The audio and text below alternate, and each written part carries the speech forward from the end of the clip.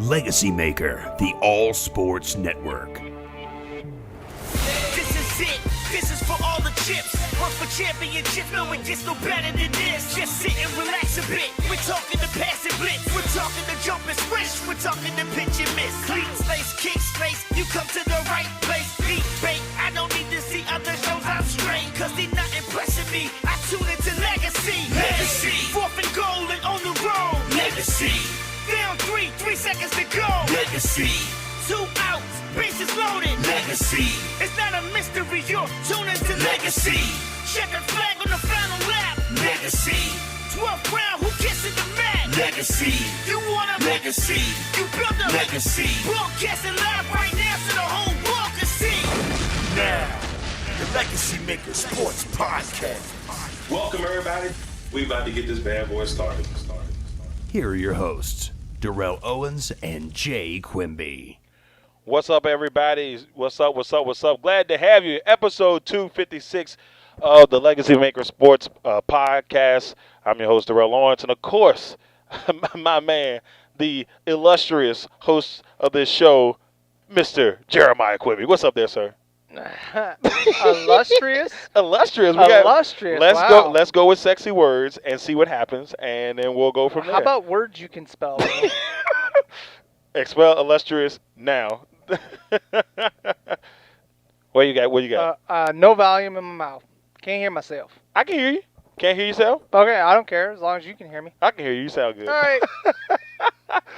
What's up, everybody? Glad to have you all here for another episode of the podcast. And we got a pretty packed show today as we have Coach Rhodes, the head coach of VCU men's basketball, coming on with us today.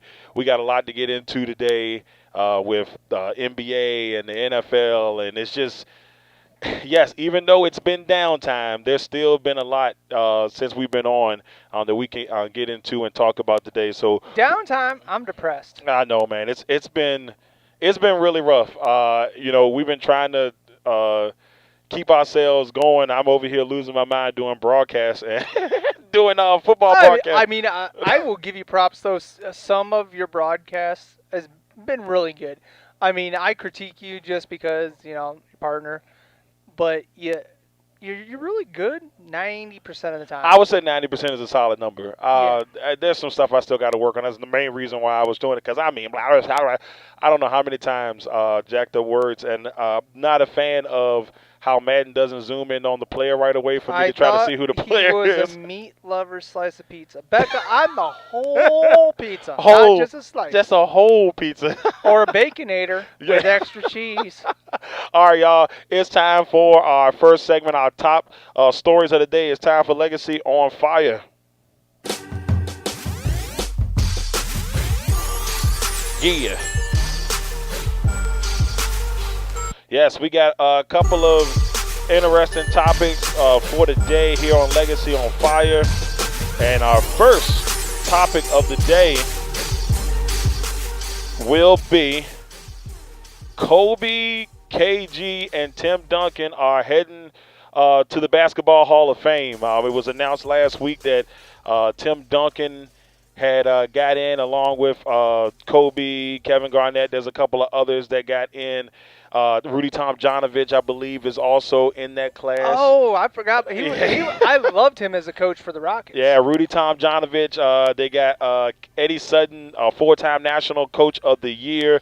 He is going to be on there. He's getting there. Tamika Catchings, the gold medalist, WNBA All-Star. Kim Melke. Steven starts right in. Raiders. Finally, they wanted something. Too bad it's a video game. Oh, don't do him like that. He's got to have something during these tough times. So let's talk about this. The Hall of Fame class was announced. They made an exception and let Kobe go in this year. He technically wouldn't have been eligible till next year.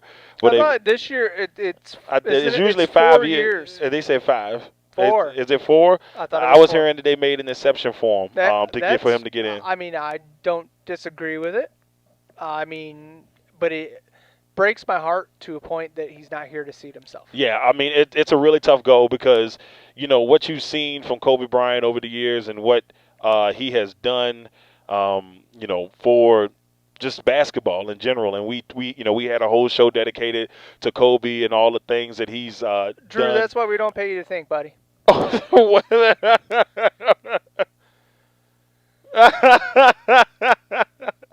So, I'm sitting there thinking, it's like, it's good to see him get in, and this is a really good class for him to get in with.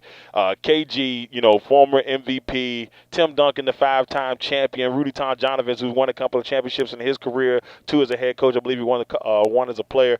And, you see this. This is probably one of the best classes I've seen in a while. We've seen some decent ones. This is one of the best ones I've seen in a while. I really like this class. I agree with you.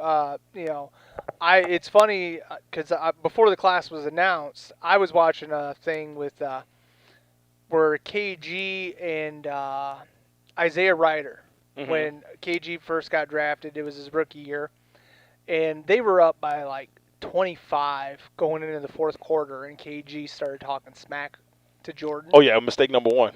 And Jordan dropped like 18 straight points on him and kept saying, "Keep up, young fella, keep up." And Isaiah, just told him, told Michael, he's like, he's a rookie. He just let him go, bro. He's a young pup. He don't know no better.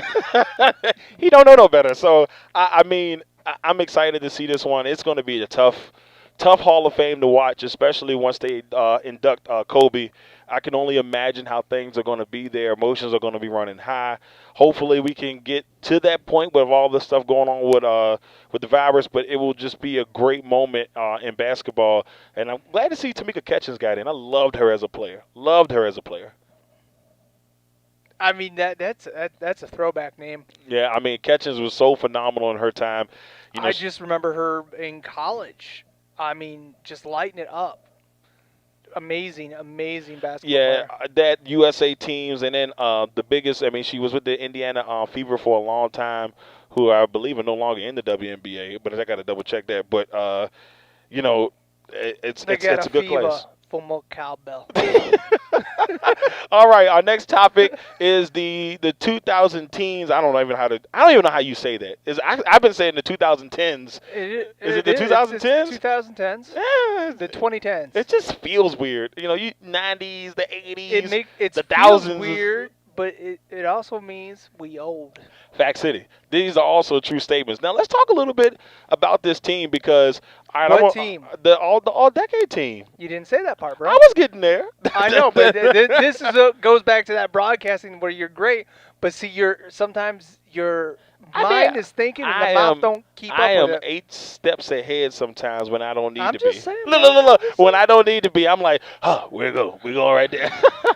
Let's go ahead and let's talk a little bit about who got on this team. So I got the list here. We got Tom Brady and Aaron Rodgers at the QB. Frank Gore, Marshawn Lynch, and LaShawn McCoy at running back, and Adrian Peterson. Receivers, Antonio Brown, Larry Fitzgerald, Calvin Johnson, Julio Jones. Flex, Darren Sproles. Tight end, you got Kelsey and Gronkowski. I don't think we'll have any issues with the linemen here. Peter Smith, Staley, Joe Thomas, Jahari Evans, Logan Mankins, Zach Martin, Marshall Yonda, Alex Mack, Maurice Pouncey. I don't have any problem with any of those lineman names. On the defensive side, Calais Campbell, Cameron Jordan, Julius Peppers, J.J. Watt, Geno Atkins, Flexer Cox, Aaron Donald, Sue, Chandler Jones, Luke Kuechly, Khalil Mack, Von Miller, Bobby Wagner, who's killing it in the tournament, by the way. Oh, jeez. Wait a minute, 2 interceptions and 4 forced fumbles. He's killing it right now. I'm intrigued to see what he does tonight. Von Miller, Patrick Willis, Patrick Peterson, Revis, Sherman, Eric Berry, Earl Thomas, Eric Weddle, Chris Harris Jr., Tyrann Mathieu, and then on special teams, Heckler, punter Shane Leckler. Heckler and Leckler, I go figure. Groskowski at kicker, Tucker, Hill, Sproles, Hester, and Patterson. Coaches, Bill Belichick and Pete Carroll. Now, Jay, looking at this list, a pretty impressive list of names, where do you see on this list where you say, I don't know, or maybe you feel like somebody got left out? The first one I feel that got left out of this is a guy, Well, I'm not even going to bring his name up. But wide receiver, Mm-hmm. AJ Green. Why is he not in there?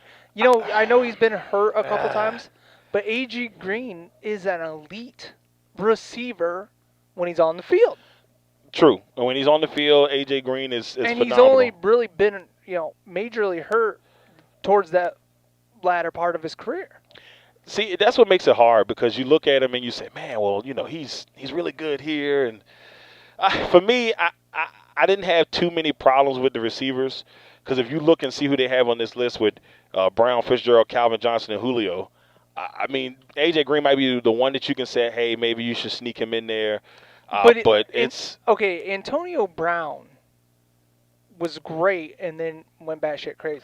that's true. But that was the last 2 years. Those other years, But see, those are the last 2 years for AJ Green. those are the last 2 years, and then you look at the years that he led the league because there was a span where he was, he had the most touchdowns in the league as a receiver, and he led the league in receiving receptions during that time. So, even though he's been bad, crazy, I would still keep him in there.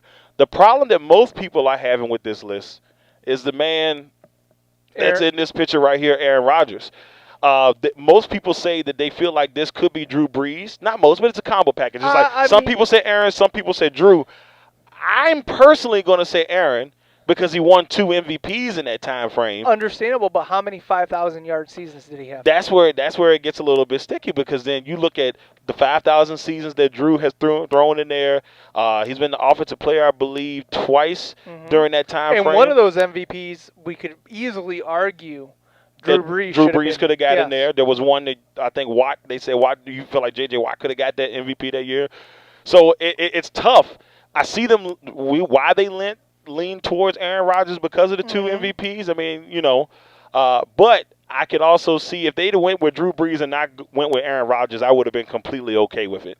I really would have because, Drew Brees now won his Super Bowl prior to this decade that just passed, and Aaron did win his at the very beginning of the decade. So you got to cancel that out, in my opinion. But then you look at statistics. I believe Drew Brees had more touchdowns. Aaron had less interceptions. Okay. And so it's just then Chris Harris Jr. is in there. He's been good for, we'll say, the last 5 years. right. Why not Aqib Talib? And that's a good point because Talib was a stud for a nice chunk of this decade. And I can see Talib being in there, and I wouldn't have no problem with it. Right. Chris Harris, I think, may have got in because of how strong he was the last couple of years. So I'll agree with you on that. I think it's just they saw the last couple of years of work, and they said, man, this guy has been pretty special these last couple of years. Okay, then how about why not a Jordy Nelson in there too? Because Jordy. Okay, fine, we won't go there. Well, let's go Wes Welker. Now, Wes Welker could be a very tough argument. I would even say Edelman. Edelman's a guy people are probably laughing, but look at what Edelman's done over the time frame. He's got 3 Super Bowl wins. He was the main target for Tom Brady. So I mean, and that doesn't automatically put you on the on-decade team, but he is as more reliable as many people. In center, I agree with Alex Mack. Alex Mack, was a changer when he left the Browns and went to the Falcons. Right. Solidified that line the best he could. Pouncey, though, I'm going to disagree with because I really think Max Unger should have been there. I could definitely. I'm good with Max Unger. If Max Unger would have got in there, I'm cool with that. I think Pouncey was going to get in because I think Pouncey's made the Pro Bowl every year he's been in the league. But I think if you look at the way that line, or just the way Seattle's offense completely changed when they brought in Max Unger, and then he retires. Look what it did to the line down there in New Orleans. That's true. And they use a first-round pick on Bradbury or whatever his name is? I believe so. I can't remember his name, but the dude from Texas A&M. It was Texas A&M. Yeah, Texas A&M. So, I mean, it's one of those things, Yeah, I mean, and I don't even want to say this is an issue, but I can see if people were arguing this, because a lot of people, he gets low-key disrespected, but they don't look at the longevity. You see Frank Gore name on this list, and people are like, wait a minute, there's some other running backs that probably could have popped on there, but I really don't mind Frank Gore being on this list. I mean, I don't mind it either. I mean, the only one that I could see possibly, not being on the list, Right. LaShawn McCoy. Yeah, McCoy, very steady years in Philly and with the Bills and then, of course getting his ring with Kansas City. But But the why- injuries, the injuries would be one of the Devil's things. advocate. Let's flip it around. Why Yeah. not? Why not Le'Veon Bell? And see that's where it gets like I say, that's where it gets cloudy. It's tough to pick these teams. Odom says why not Keenan Allen? Keenan Allen's had a good run Yeah. while he's been in over there in San Diego / LA. I don't know, man. It's tough. But, I mean, receiver-wise, I feel good. I can feel good at receiver. Running back, I have a smidge issue. Maybe, like you said, with McCoy. Quarterback, I can see them arguing between Rodgers and Breeze. What about the defensive side of the ball before we move on? I'm looking. Calais Campbell, I mean, the one year I felt he should have got the MVP. Hands down. He was dominant. Was that 2 years ago, right? Yeah. Yeah, he was dominant 2 years ago. I mean, special. Cameron Jordan has been elite. Julius Peppers, why? I don't have any arguments at that at all. Tackles, I mean, Sue's been up and down. I mean, I know he's on my team now, but, he kind of faded out. Besides his rookie year, has he surpassed 10 sacks in a season? He had 9.5 last year. Yeah, I mean, he's been good he's been really solid for so long. I'll put it that Right. way. I don't know he's been elite at times, but it's kind of like Gore's situation. He's been so good for so long, you kind of be like, oh, okay, all right, Yeah. cool. Well, and Chandler Jones is so underrated. Right. He don't get enough love being out there in Yeah. Arizona, he was a Patriot at first, correct? He was a Patriot He was a at Patriot at first. first, and he's been a stud out there in Arizona Oh, for yeah. a minute. But Arizona hasn't been as successful. Calais Campbell was in Arizona. Oh, yeah. And so, I mean, they've had some studs out there. I mean, if you look at it, there's a couple of guys who play with Arizona. Tyrann Mathieu was with Arizona, I believe. And then you had those two. So, I mean, they've had a couple guys that were on that Arizona squad. Patrick Peterson's still there. Patrick Peterson's still there. So, I mean, they've been pretty solid for a while now. Now, you look at a lot of these players, though. A lot of them were rookies Yeah, in 2010. that's true. And that, right at the beginning of the Yep. decade, right? So, I mean, to 10 years of football, been consistent the whole time. Dan Tucker says Antonio Gates. That's a solid one. Yeah, I can see Antonio Gates sneaking in there. I wouldn't be upset about it. His last couple of years were a little rough, but I could definitely see it, and I wouldn't be mad about it. Yeah, Wouldn't I be mad mean, about but you look at the two that are on here. Besides those two, I mean, Mm-hmm. George Kittle just broke into his own this season. Right, so it maybe next decade for Yeah. Kittle, but we'll see. But then you could flip around and look at a guy that played like 5 years in this decade, like oh shit, I can't even Todd Heap or somebody like that. Yeah. Somebody, Heath Miller, guys like that. I don't know about Heath Miller, but he was a Yeah. consistent guy during the He time. was very consistent, but Yeah, I mean, we'll Okay, see. next. Next topic before we head on, because we got Coach Rhodes coming on soon. Golf canceling big-time majors. The Masters, I heard, may not happen till November, and the Open Championship canceled. Thoughts on that? welcome to Corona. It is not just a drink anymore, ladies and gentlemen. It is not just a drink anymore.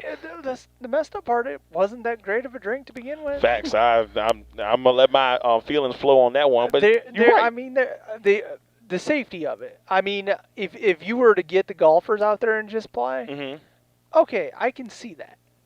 But Yeah, because no way. there's so much space in between, Yeah, But there's no way that you're going to be able to keep the fans away, and the money that they're losing on tickets and stuff. I mean, the NBA I understand because everybody's so close quarter. You Right. got so many, 10 people. I mean, and we blame Rudy Gobert. It ain't all his fault, but He started it. he did some That's all pretty I'm saying. foolish. He did some pretty foolish stuff. Made himself look bad. I mean, from an owner's point of view, you can't have a season without having the fans, because then you are just paying players To and just you're play. not making any money. right now, contract-wise with his TVs, I don't know how that works out and everything, but yeah, I mean, it's got to be tough right now to lose those two majors, and then, like I said, there's no sports going on right now, so it's Well, been really rough all around. Baseball, I think opening day was supposed to happen, but they're having contract talks where they're going to start paying they've been paying their players, but they're going to start paying them only half. Yeah, see, it gets a little tough. And then I saw an article where they said C.J. McCollum was saying that only like some of the league are living paycheck to paycheck. But what are you doing if you're making some pretty good money to be living paycheck to paycheck? What are you doing? Like That just means you need to reevaluate and start living like us folks. yeah, man. I mean, you gotta make that happen because that's a little rough. That's a little rough on my opinion. I personally can't see why I just personally can't see why that would be that way. I mean, but people get that money, they get excited. Well, yeah, you got your $10,000 a month house payment. I'm not making it up. No, though. you're not. I mean, you being professional, you had a point where you were making the commercials and the money was flowing in, everything was good, and then that stops. You got to reevaluate. It's tough. I mean, I as a person who's been in there and been in the shoes of having that much money, and then all of a sudden it's gone. Well, I wouldn't say all of a sudden, but it was pretty quick. And when it goes, it goes. I mean, there's nothing you really can do but try to manage it the best way you can. The one positive I could always take out of my situation is that at least I use my money for house. I brought a house, put a nice down payment on that. Got a car too. Did a couple selfish things, but I felt good about it. Car too, bro. Since I've known you, how many cars you went through? 3, the tractor 4. I don't know. It wasn't crazy bad. It wasn't crazy bad. 7. No, 7's such a strong number. It's an honest number, bro. It's probably about Anyways, 4 though. 30 for 30. Broke was a good take on that topic. Yeah. Okay. Oh, that's the one with like I remember that because I watched that 30 for 30. It was like Antoine Walker and all Allen the Iverson. Yeah, and they talked about like how they lost so much money and so much time. And they also, being athletes that are paid like that, they got so many people that all of a sudden your 17th cousin's coming out of the woodwork looking for some money. Not the 17th cousin, though. But am I wrong? No, you're right. I mean, because it does happen a lot. All your friends that you let borrow a pencil, or they borrowed a pencil Facts. and they want like $10,000 or some shit. Not the pencil. Not the pencil. Don't take the pencil. These pencils are really nice. I think you can take this pencil and run with it. But anywho, now we're gonna go ahead and head to our next segment, Digging Deep.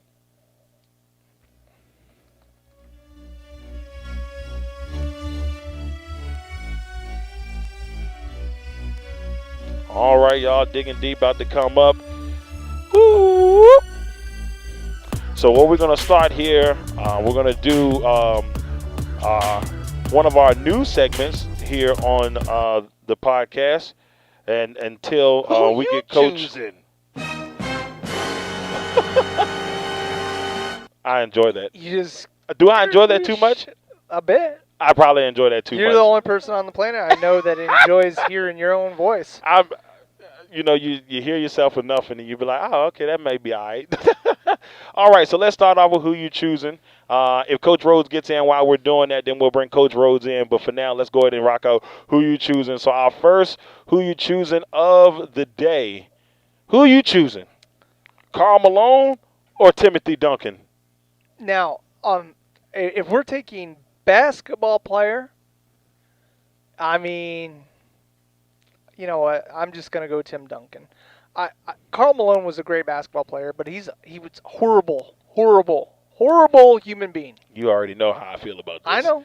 You already know how I feel about this. First of all, the way I feel about Karl Malone makes me hurt inside my heart. The things he did to his kids, just, and maybe I should look past that. Like people say, you got to look past Michael Vick and the dogs, or you got to look past this and that. This one's hard to look past as a parent. I see him and I get upset. I'm once again, as a parent, he got how many? 17? I mean, it's up there. And then, he had a son that was like, he played in the NFL. He had a son in the NFL and a daughter in the WNBA. I mean, you're talking about as talented as a family. Neither one of them wanted anything to do with him. Right. And so how bad does things have to be as a father that you putting yourself in that position? I don't get it. I don't understand it. Personally, it is what it is. But it's hard to go against Tim Duncan and those 5 NBA championships. And, just like, Malone at the end of his career went to the Lakers, but almost 20-plus years with that organization. And, what do you do with that? But my thing, Tim, yeah, every time he got that ball in the post, he was, for me, one of the last few of the true post-up centers left in the league. And, God, he had one of the most beautiful bank shots ever. I mean, they call him the big fundamental for a reason. Timmy. I mean, and, you watched him play, and was it pretty? Was it stylish? Was it all? No, sometimes it was just downright fundamental basketball. They called him a big fundamental for a reason. No, it was better to watch him do, bank it off a backboard than watch Shaq do it. Because there was grace when he did it. He played. It was just so. It was beautiful. Yeah, watching it was just like it was a different thing. It was almost like an art form because you watched him and you saw him do his thing, and I'm like, man, this is special. And there were so many people. I think the only person that actually was able to, give him problems, right, was Akeem early in his career. Akeem was a huge problem for everybody. And I will say, like, for me, it was just watching the dream work that made him special. And Shaq said it himself. Shaq said the toughest person that he went up against or he had anything, that he had problems with was Akeem. Like, he said Akeem worked him so bad in that final. Like that year they were was it the 90? I think it was the 95 final. He said he got worked so bad he didn't know what to do. So what do you do when you getting shut down, and that's tough. For me, it's always between them. If you're Chris Johnson, you hire a contract killer. See, and what Jay's talking about is earlier today they had brought something out where they were talking about Chris Johnson. He got shot in a drive-by, and then lost a friend, which is tragic, very tragic. Very tragic. And now murder for hire must be a popular thing. Because, ever since Exotic Joe came out and his whole thing with Carol Baskin, she did it. God. I'm just saying. And ever since that came out, all of a sudden murder for hire is a popular thing. Now, he did do this a couple years ago, but it was just like, man, can you believe, everything that went down with that? It's crazy. I mean, the fact that he is, help connect him with drug runners and stuff like that. Right. It's just crazy, and you just wonder. Revenge for a friend, I could, okay, there's a certain point where you just got to step back and reevaluate it. Yeah. Like, if something happened to you, yes, I would, but no. If somebody going to prison, if I'm going to end up going to prison for something, I'm going to make sure I do it by my own hand, Right. And that's the thing. If I'm going in, I'm going to make sure that I'm going in for a good reason. I mean, I'm going to get in trouble. I'm going to get in trouble. If I'm going to get 25 years, I'm getting in there for a good reason. That's just in the discussion. All right, next one. Who you choosing? We're going to hit the baseball world on this one. You got Derek Jeter, Derek Jeter, Mr. Everything, and against the Iron Man himself, Cal Ripken. Now, me and Jay had a little bit talk about this beforehand. But, Jay, I mean, how do you see this one playing out in your mind? I mean, I hate the Yankees. Hands down, hate the Yankees. Mm-hmm. But I respect Derek Jeter. Right. And, that's one thing for me is, I love watching athletes play, but I also dig deeper and respect them as humans. Right. And Derek Jeter was the captain. He was the man. He didn't only, talk the talk. He walked the walk on the field and off the field. See, this is what makes it tough because, I think you're getting two guys that, solidified the position. I mean, obviously Kyle because of what he did with the streak and all that good stuff. Mm-hmm. But then you look at Derek Jeter and what he did for the Yankees and being, pretty much being Mr. Yankee. I mean, what he did for, to resurgence of the Yankees, it's special. And so I look at those things and I say to myself, like, wow, how good has Derek Jeter been during that time? Well, guess what? He's been really good during that time. For me, even though I like Cal Ripken, think he's special, it's really hard for me to go against Derek Jeter on this one. Right. It really is. He's just special. Ryan says he'll take. He goes in and breaks down all their stats, and basically says, Jeter at shortstop. Jeter does everything good, but he'll take Cal at third base. And for me, I've heard stories. Us being this close to Baltimore, I know Right. people that have ran into Cal Ripken. He won't even take a picture with people. He won't sign autographs for Man, them. that's rough. And playing that long, you represent probably the one streak in Major League Baseball that will never be broken, hands down. And you're gonna be an ass? No, I'm not good with that, bro. It's got to be better than that. And like I said, I haven't ran into him or met him, but for me, I think I still pick Derek. I mean, who wouldn't want to hang out with Derek Jeter in the town? I mean, I still remember watching his last game, him hitting the home run. And you get goosebumps on things. You cannot write a better story. Right. I mean, you can't. I mean, and just how special he was, for how long he was special. I mean, what can you do about that? All right, next one. Who you choosing? Another one we had a little bit of debate. Now, this is the top 2 rushers of all time. This is like comparing your mama's homemade mashed potatoes Sheesh. to Insta-Spuds. I mean, Wait. I'm being 100%. Bro, that's funny. Because Walter Payton, the sweetness. If to make this more closer debate, it should have been Barry Sanders. Nothing against Emmett, Yeah.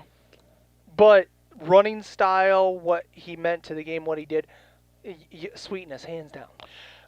That's why it's called the Walter Payton Man of the Year Award. This is true. I mean, I just feel like sometimes, and even me, I catch myself doing it. How can you? It's like, how some people get records and they get overlooked.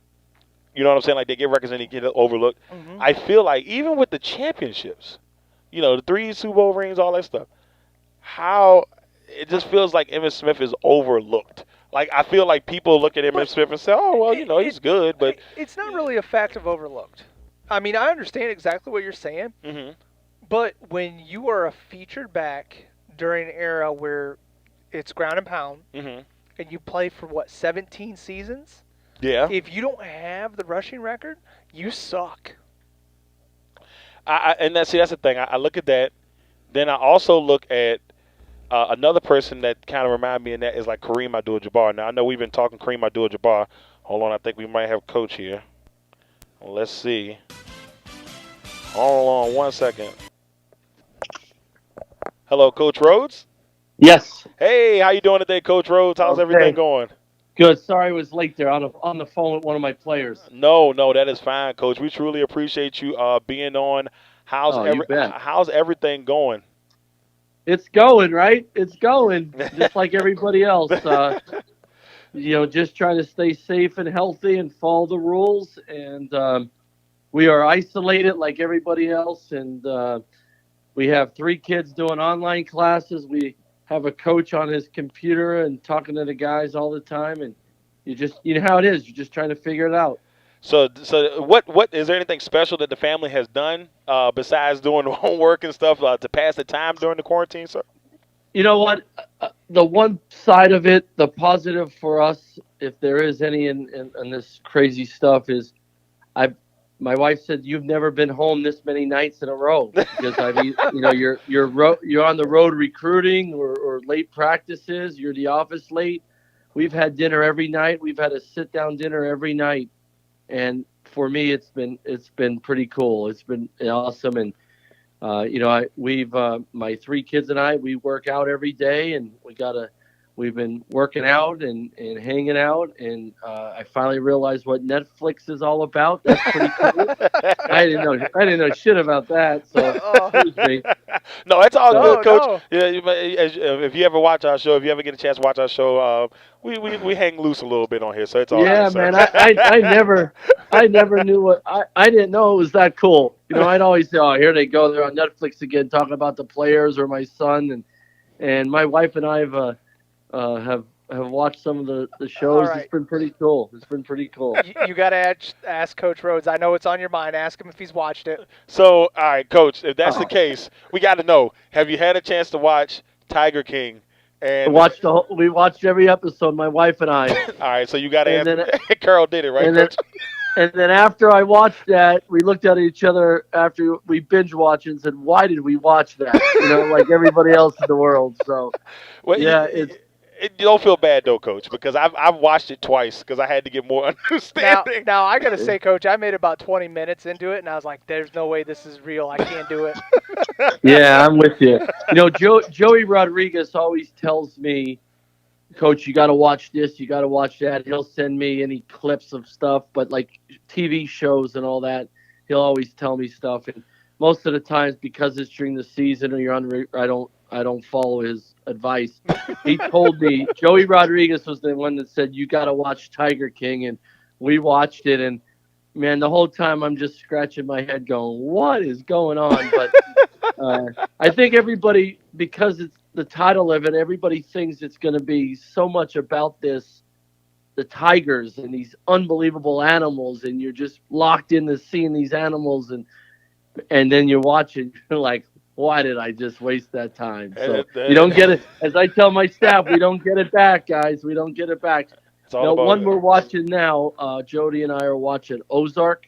Ozark. That's a good one, Man, it's actually. really good. Yes, It's I've seen it's that one. really good. Oh man. It's really good. So yeah, I'm learning some things here.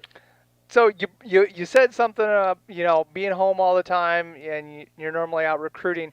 How is the quarantine kind of affecting the recruiting trail right now for you?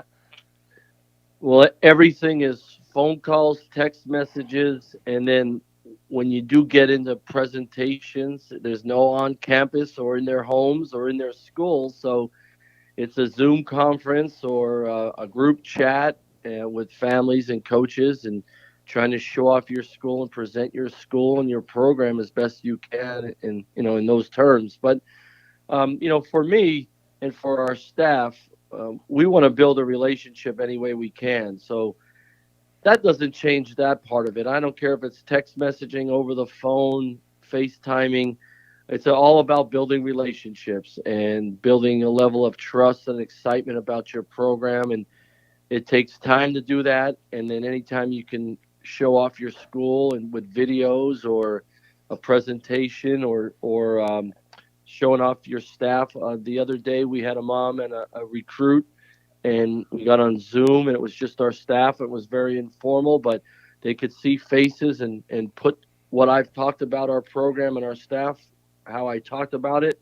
Now they could put faces to that. So there's just a lot of different ways to do it that way, but it's so different because you're not in schools, you're not chasing them around the country in AU, or you can't have them on campus, but you gotta do the best you can.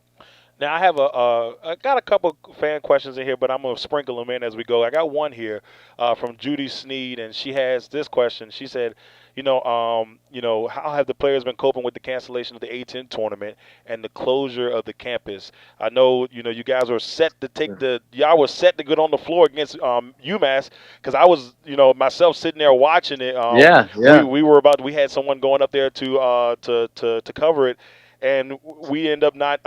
As soon as I think I was doing something, I got the notification. I'm like, man, right before the game started. So how are the players coping with that? How did you cope with that? I know that's a little bit tough. 20 seconds left on the warm-up clock. The players, coming over to say good luck to. We do our handshakes and our hugs and getting ready for the introductions, and bam, it's canceled. It's over. Man. And our guys did a great job in the moment there of thanking our 150 fans that were in there, and our band and our cheerleaders and our dancers.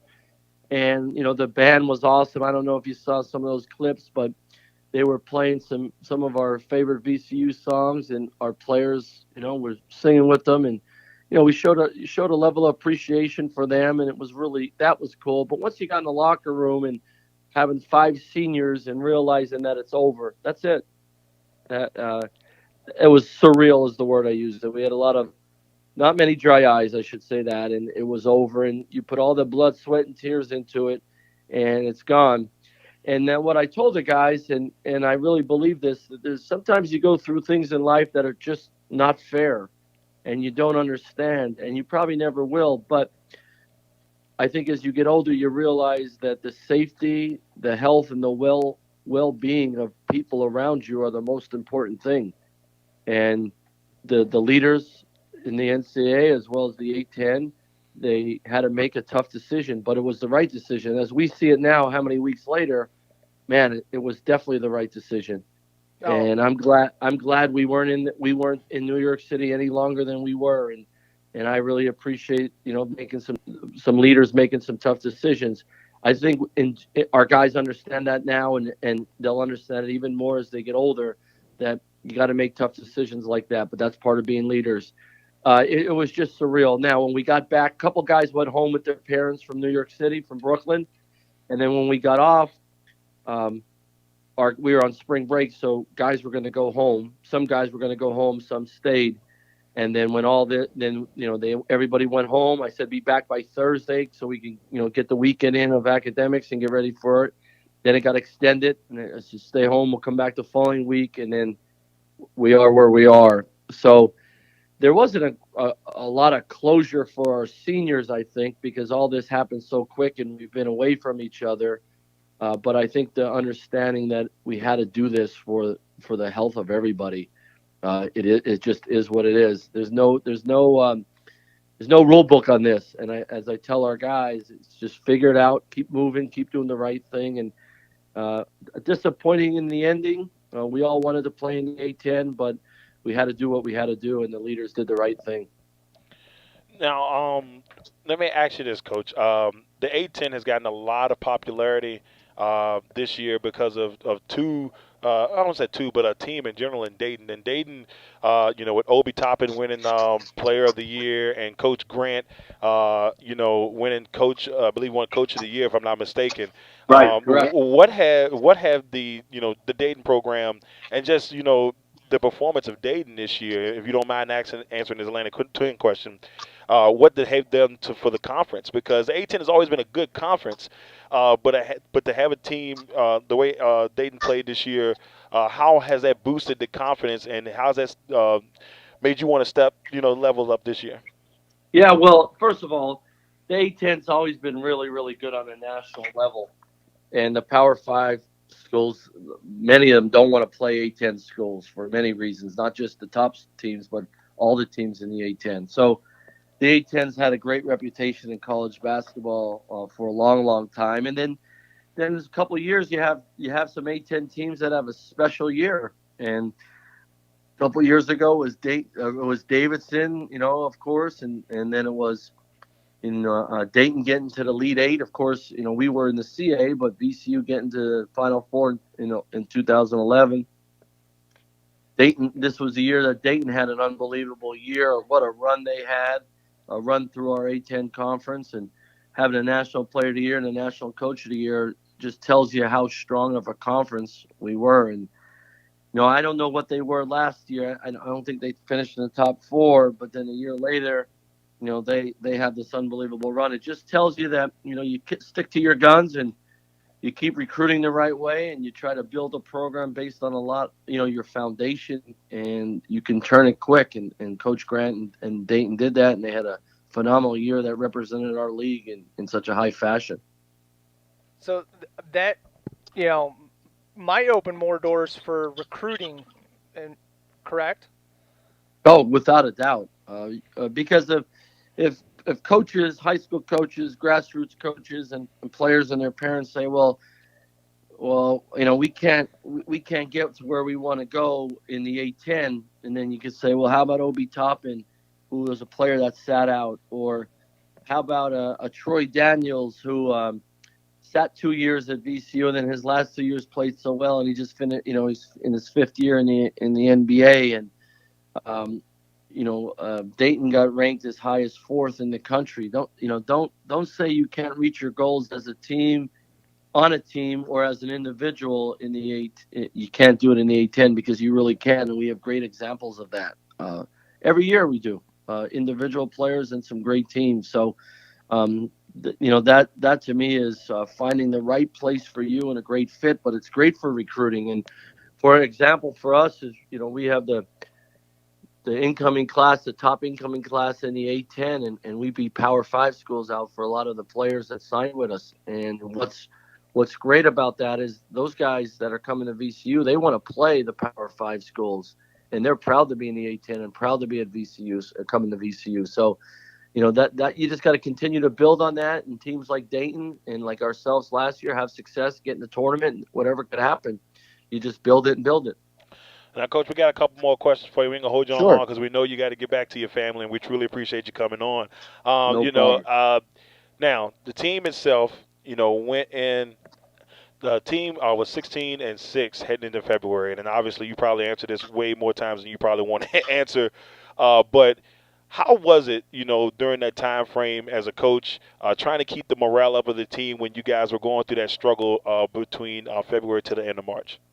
Yeah, no, it was hard. I mean, as I've said it publicly before, in my 24 years coaching, I've never had a more bizarre season than I just went through this year here at VCU. And I'm not saying it in a negative way and pointing fingers, because it's always on us. It's always on me as the head coach. We just went, and I experienced for the first time in 24 years just the rash of injuries and illnesses that kept changing lineups. We had players that we needed that missed a lot of games. We had a lot of players miss court time, practice time, lots of reps. Now the one side of that is we had to throw a lot of young guys in, freshmen and sophomores, and even some juniors that had to now play in a different position or play more minutes. We had to throw them in the fire quickly and for long stretches in a game, and against the best competition. And we always schedule and a grade A10 schedule late in the year, and it's just how it goes. And we could just never get our footing because there was always something else, and we just sort of kept getting in our own way with injuries and some things that didn't go our way. And we missed a lot of guys that we really counted on the year before. We missed leadership, and we could never get right. We got close, we hung in there, but we never could get right to get over the hump. And we had that stretch where we lost 5 in a row, and as much as the wheels fell off, we had a lot of young guys played valuable minutes. Now, using that into the future is going to be valuable, but I think the way we kept morale was, I think the guys really liked each other.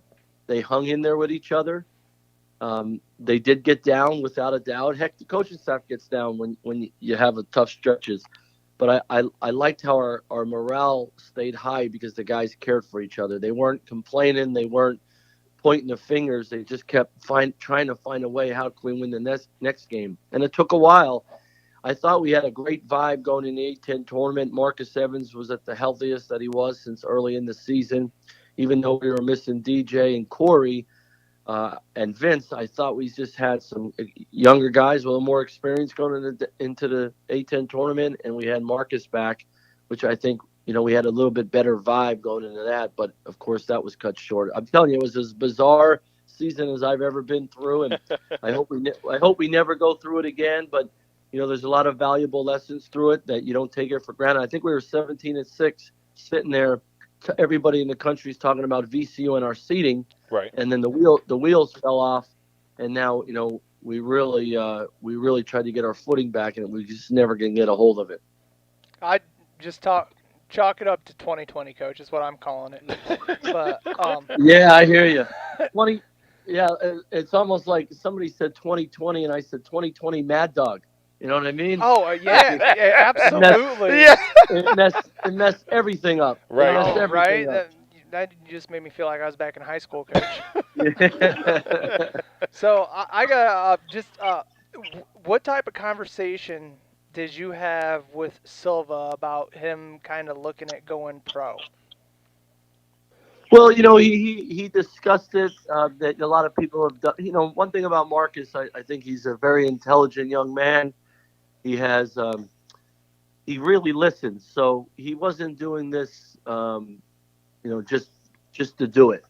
He wanted to get feedback. So, when you put your name in, then you ask for NBA feedback, and they don't give you a lot of information. The more information you get as a coaching staff, we would call NBA scouts and NBA executives and try to get feedback, more information that way, where they really break your game down. But the feedback we got from the NBA, allows you to make a decision on that. And it doesn't hurt when you declare for the draft to get feedback. You don't lose your eligibility. You lose your eligibility When you get if an agent. you hire an agent. Yeah. Correct. And so Marcus wasn't going to hire an agent. He's not interested in hiring an agent, but he wanted feedback. And Oh, so okay. this is the process that he did. And I think it was very intelligent. And we're working to get him feedback. And he and his dad, they're about the right stuff. And the one thing about Marcus is still down here in Richmond, and he doesn't have a gym right now, but he's working out like crazy on his body and his conditioning, and it's pretty impressive. And he's doing great in school, and he's just approaching it like it's another thing I want to add, so I have info to get better. And he's done a great job of that. And look, if I'll be the biggest fan of any of our guys that have a chance to be drafted and get guaranteed money and have a chance to be a professional. I get that. I understand that, and I think at least going through the process, you see a lot of people in college basketball doing it. A lot of players are doing it, and Marcus he had a purpose of doing it because he wanted to get back information. I think it's wise. Now, I think that's awesome because that helps. Myself and probably a lot of our fans understand, because I know I was reading a lot of the feeds where people were like, as soon as they thought, oh, there goes our best scorer, best rebounder. What are we going to do next year? And it makes sense now to me. So thank you. Yeah, and well, like some kids will leave. We don't if Marcus doesn't get drafted, we don't want him to leave, and we all but he wants to play college basketball and have a great year too. But I think getting that information, I think part of it is media and social media. When you see that, you think of a negative. Marcus has used this as a complete positive to get more information back, and I think it's a very wise move. Right, because they just basically tell him what he needs to work on in his game, and it could give him a chance to continue to progress as a great player. Exactly. Correct. Now, Coach, like last two here, we Sure. found out the tough news about Justin Tillman's father passing away. Did you get an opportunity to speak with Justin and with his family, or to check on him while this tough time is going on with him? Yes, I have. I've been in contact with him every day. I've talked to him a bunch. When he got back from Israel, his parents were both already in the hospital on ventilators. So That's tough. it sounds like his mom is having good days and tougher days. So we're praying to hope she gets through that. And Justin's, I got a text from Justin in the middle of the night, Saturday morning, that his father passed, and I spoke with him right away, and his uncle Darren, and it's tough. And as we all know that we've all been through this part of life that you have to deal with it. It's not fair that a 25-year-old son is at his house by himself while his parents are in the hospital, and he can't go and say goodbye or be there and hold their hands. And it's tough. It stinks, but Justin knows we're all there for him. Our basketball family, our Ram Nation family is there, and we're praying for him and praying for his mother, and praying for peace for his father to move on. And the toughest thing about all this is you want to help as much as you can, and when in this circumstance you can only help by reaching out to him and saying, I wish I could fly to Detroit and be with him and help him. And I know Johnny and Michael Gilmore, his boys and his teammates, would do the same, but we can't. So we just got to do the right thing. I told Justin the same. Every day you gotta get up to honor your dad and be there for your mom by doing things the right way and following the rules and following the plan. And we're there for him. We're gonna help him through this. Yeah, well, you definitely give him our condolences Thank here in you. the Legacy Maker Sports. So we truly are praying for him, and Absolutely. the VCU family has been huge for us as well, and just let him know that we are truly are praying for him and his family. Coach, we're going to try to end Appreciate this one on a positive note. Absolutely. So they have destroyed your floor and they have destroyed your floor. Tear that bad boy up. So now, with the new floor, did you have any part of the design, or is there any secrets you can give, or if you can't, I understand. But Now, did you have any part of the design? the one thing, we're gonna keep it clean. We're gonna keep it like it's looked, because we get great. A clean floor, I think, looks classy. Right. You know what I mean? All the energy and the enthusiasm and all that. I want that to be on our play and on the players. But Ed and I agree. We like a clean, and Tim Lampy does an awesome job of taking care of the Seal Center. We all like the clean look and the clean floor, and the one. So we're going to keep it that way, without a doubt. It will have a nice gleam to it. So I'm good. The one thing is the idea I had, and everybody looked at me funny, is put about like 20,000 little rams all over the court, and little ram design. I So, love and with the lights moving and guys moving, it looks like all these rams are moving on the court. But nobody went for that. Nobody went for that. So So nobody suggested the all black court with with the gold trim or something on the a little outside. that now I would have loved that, because that's blacktop. That's going old That's school. old school. You go all Well, black and then have it. if we would have done that, then we needed to get double rims and some chain nets. Exactly, Coach. That's great. Oh man, Coach No, Rose. it will look classy. It will look classy. Ed leads our way, and I think one thing about our athletic department is we're always going to make good decisions and do it the first class, classy style. So I think everyone will be impressed. Well, Coach Rose, man, we truly appreciate you coming on, man. You bet. We hope that this is the first of a couple maybe down the road, but we truly appreciate you coming Yeah, on. absolutely. Thank you. I truly appreciate you coming on. Stay safe. Include me anytime, guys. I just want to let everybody know out there: be safe, follow the rules, and let's all stay home and help each other as best we can, and just we'll get through this together. All righty then, Coach. You take care of yourself, man, and be safe. And thank you for coming on. Same to you. Talk to you soon. All right, Take care. Coach. Bye. All right, y'all. That was Coach Rhodes of the VCU Rams on with us. I appreciate it. Coach said he got on a little late. He was running around, working out with his kids and getting things going. That was a fun interview right there. But see, oh, absolutely. But it lets you know that for people like Coach Rhodes, the quarantine, like people like me that's got ADHD, and 5 minutes sitting still, I'm going nuts. But he gets time with his family. There's nothing more valuable in this world than time with your family. Yeah, I think people sometimes underestimate that part of life. And I'm gonna be honest with you. I got 3 kids, and yeah, it gets tough sitting here and every 5 to 10 minutes. But I promise you, this is probably some of the most valuable time I've ever had with my family. All the running that we do, with the network and running around trying to build this thing up. And, just being able to just take a sit back and just, It really makes me wish my daughters were little again, where they actually liked me instead of just wanting me to get Chick-fil-A for them.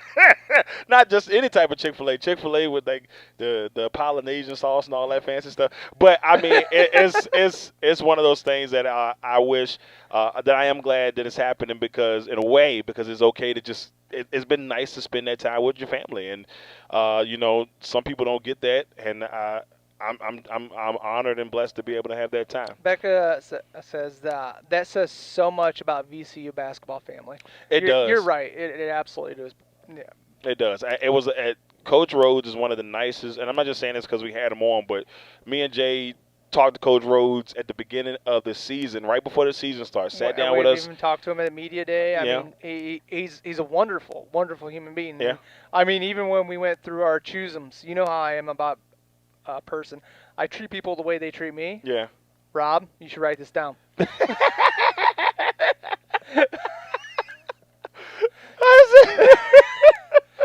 But he's Coach Rhodes is a true professional. Always been very genuine. And he's done so much for us, yes, and our legacy. Yeah, I mean, he's always been a great guy, and I'm not just tooting his horn, but you sit in the room with Coach Rhodes for a few minutes, and you see what type of person he is, and it's hard not to root for Coach Rhodes. That's just what it comes down to. It makes me I would have loved to have a coach like that Mm-hmm. for any one of my sports. Exactly. All right, y'all. It's time for our last segment on here, and just to say, I would choose Walter Payton. Yeah, okay, 'cause- I just want to finish it up. I choose Walter Payton. All right, y'all. You know it's time for play the music. Oh, this is ridiculous. Hit the button. And now it's time for Cash or Trash. All right. It was going to happen one way or the other. All right, everybody. It's time for Cash or Trash. Hold on. I got to get this one out. All right. So we're going to start this one off talking a little bit of NFL draft. Oh, I'm not going to lie to you. I think I scared myself. We're going to start this one off with a little bit of NFL draft type of thing. But, all right. So Josh Rosen going into his third year in the league. He was a 10th pick. He made that famous statement, everybody's gonna, they're gonna pay for not picking me, and they picked him 10th, and now Josh Rosen is potentially could be the 4th-string quarterback in Miami. No, Josh Rosen is going to be paying to come in and watch the games. It's getting a little rough right now. So let me ask you this: Cash or Trash? Is Josh Rosen officially a bust in your eyes? Cash or Trash on that? I'm gonna actually trash it because I'm gonna go with the Alex Smith scenario here because A, he never had a chance to learn a system. Right. B, nobody's put stock into the talent that he had, and they've never given him a chance.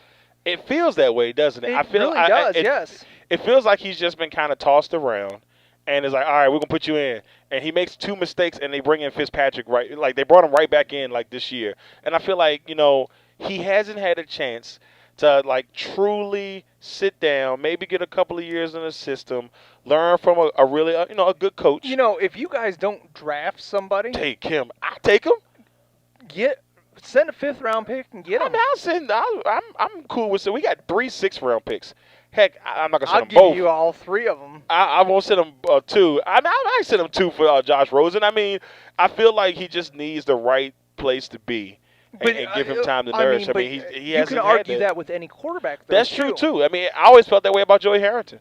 I felt that Joey Harrington getting drafted by Detroit was the worst thing that could have happened to him. Can we be honest? Anybody that gets drafted by Detroit, Fact City. Barry Sanders. It's a Fact City. I agree with you 100%. I just felt Lamont like says bust. I really hope that John Elway trades for him. John Elway gonna trade for him. Lamont's gonna be hot. He's gonna give a future 1st-round pick for him. He's not gonna be regular mad. He's gonna be big boy mad. He's gonna be hot if that's the case and that goes down. I would love it. All right, all right. So I hate to cash it. I feel like he's not going to get a fair shake. I'm cashing only because I feel like he's not going to get a fair shake or he's not going to get a true opportunity anymore. And the guy's only been in the league. But this is remember, his 3rd year. we were talking this kind of same way about Ryan Tannehill True. when he was getting kicked out of Miami. Right. And he just signed another contract. Mega contract, man. With the Titans. Great year for Tannehill. So, I guess we'll see. All right, next one, cash or trash. NFL season starting on time, Jay. Are you cashing or trashing I'm the cashing NFL it. He said, please. I am cashing it. I don't care what happens. If they got to bring the players from the locker room to do change from offense to defense, I need some football. He said, I don't care how this one goes down. I don't care how it goes down. It needs to happen. I think my heart tells me I'm going to cash and say that it will start on time. Trump says it'll happen. Hey, if the President of the United States says it's going to happen. He says we'll be ready by the Easter, which is coming up Sunday. Facts. But, it's 1 out of 2. Lamont. So I'm gonna cash that it will start on time. That's just me being hopeful, hoping for the best in that situation. But I guess we shall see. Next one, cash or trash. Will the NBA season get canceled? Cash. And that means that then I'm gonna trash it because I don't want the Lakers to be. Remember your April Fool's Yeah, joke April Fool's going? joke is I don't want the Lakers to be champs.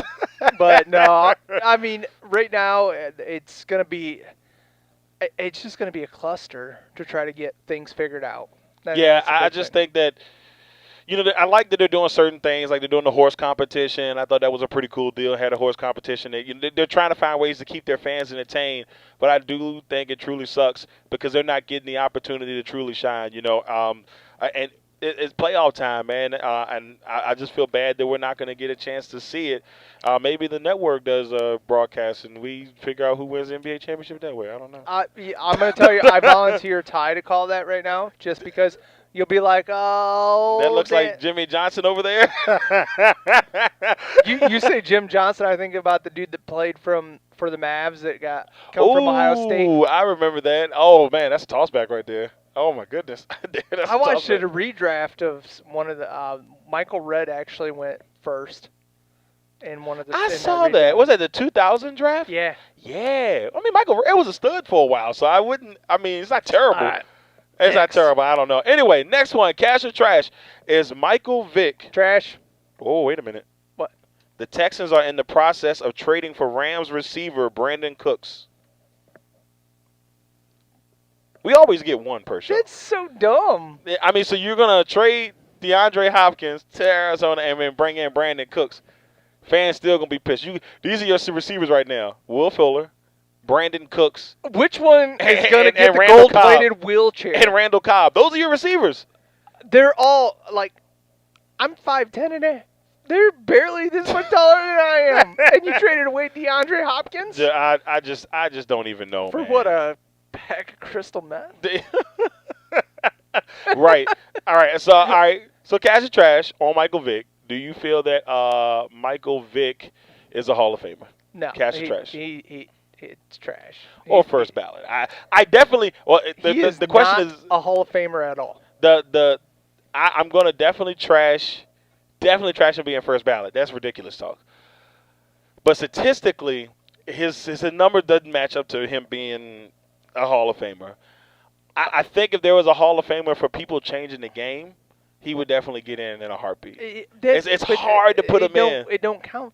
I mean, okay, fine. Here, If he's getting in, Sterling Sharp getting in. I don't Oh, care anybody say. But if he gets in, then what? McNair's getting in. Facts. If Nick he's Nash should be getting in anyway. McNabb should be in. McNash should definitely be in if that's the case. So I mean, I still will make the case for Steve McNair regardless. well, I agree with you, but I'm saying Michael Vick is not a Hall of Famer at all. And I'm not upset with that because I feel like. Becca, if you're watching now, sorry. All right, the next one. Yeah, Becca, if you're watching, go ahead and turn because the next cash or trash is. Oh shoot! Wait a minute. Wait a minute. Now the next cash or trash is Dale Jr. a Hall of Famer? Now we just found out that Dale Jr. is a nominee for the Hall of Fame, for the NASCAR Hall of Fame. So I want you to cash or trash Dale Jr. being a Hall of Famer. Strength tastes good. Yo, bro. Hey, look. I don't want Becca to fight me. She won't fight. She'll slash you. Yeah, she probably will cut me. I was a huge Dale Jr. fan. I hated him. I mean, I still do.